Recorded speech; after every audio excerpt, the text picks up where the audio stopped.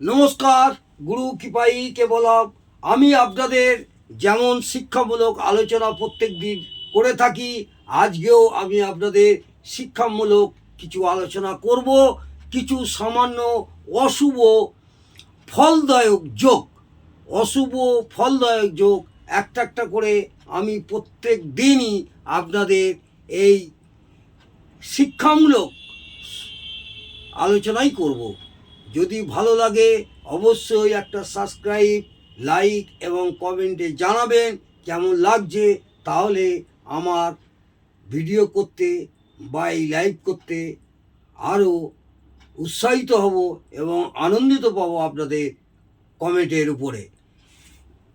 ধরুন কোনো জাতক জাতিকার জন্মকুণ্ডলিতে, কোনো জাতক জাতিকা জন্মকুণ্ডলিতে পঞ্চম অথবা নবম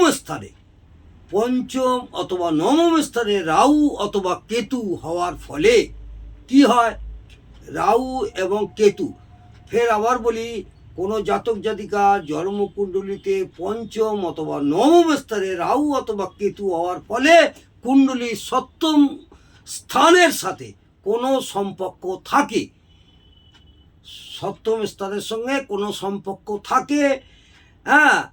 কোনো সম্পর্ক যখন থাকবে, অর্থাৎ সপ্তম স্থান থেকে আমরা কি বিচার করি? জায়াভাব, স্বামী স্ত্রী, জায়াভাব, বিবাহ, অনেক কিছুই আমরা এই সপ্তম ভাব থেকে আমরা সাধারণত বিচার করে থাকি। আপনারা হয়তো জানেন, জাতক জাতিকাদের অশুভ ফল প্রাপ্তি হয়।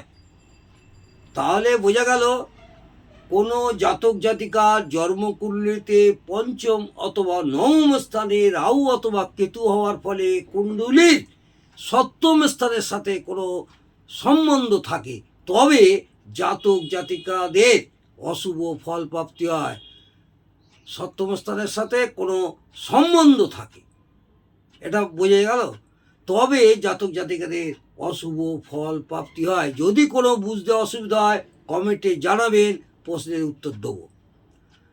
2 নম্বর পয়েন্ট, যদি কোনো জাতক জাতিকাদের জন্মকুণ্ডলিতে রাহু অথবা কেতু ষষ্ঠ, অষ্টম অথবা দ্বাদশ স্থানে কোনো স্থানে হয়, অর্থাৎ ষষ্ঠ, অষ্টম এবং দ্বাদশ, ষষ্ঠ, অষ্টম এবং দ্বাদশ স্থানে কোনো স্থানে হয়, অথবা কুণ্ডলিতে এদের সাথে কোনো সম্বন্ধ থাকে, তবে জাতক জাতিকাদের অশুভ ফল প্রাপ্তি হয়।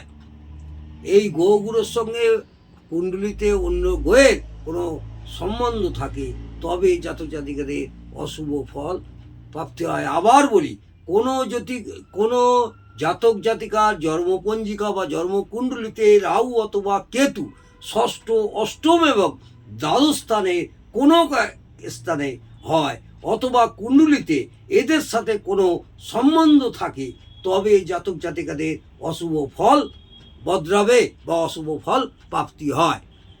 আজকে এই 2টো পয়েন্ট বললাম, আগামী দিনে আরও সামান্য অশুভ ফলদায়ক যোগ নিয়ে আলোচনা করব।